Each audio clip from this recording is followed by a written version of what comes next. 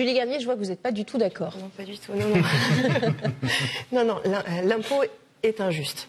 Déjà, vous dites injuste, c'est-à-dire concrètement, pourquoi est-il injuste? Alors, si on prend déjà juste l'impôt sur le revenu, on voit que ces 5 tranches, elles font peser tout l'effort sur les classes qu'on dit moyennes. Mais déjà, rien que ça, c'est injuste. Nous, à la France Insoumise, on propose par exemple que l'impôt soit beaucoup plus progressif. Ça a été évoqué, c'est vrai. 14 tranches, c'est ce qu'on défendait en 2017, on le défend toujours. Et on voit qu'en passant à 14 tranches, tous les Français qui gagnent jusqu'à 4 000 € par mois, ça fait déjà beaucoup de monde quand même, verraient déjà leur impôt sur le revenu moindre. Vous avez d'ailleurs sur le site une simulation de cet impôt et vous pouvez vous en rendre compte. Mais je dis qu'il est profondément injuste aussi parce que les gens se rendent compte, notamment par les scandales fiscaux, et je pense au LuxLeaks, où on voit que les gros se débrouillent toujours pour payer petit et que tout retombe finalement sur les plus modestes. Et c'est là où il faut dénoncer cette injustice parce qu'elle n'est...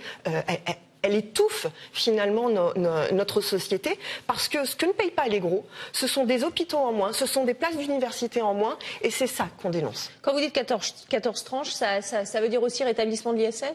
Bien sûr, l'ISF c'est l'impôt de solidarité sur la fortune et le rétablir, ça montre qu'il ne faut pas que les plus riches se désolidarisent de la société et c'est pour ça que son retour, bien évidemment, on le demande.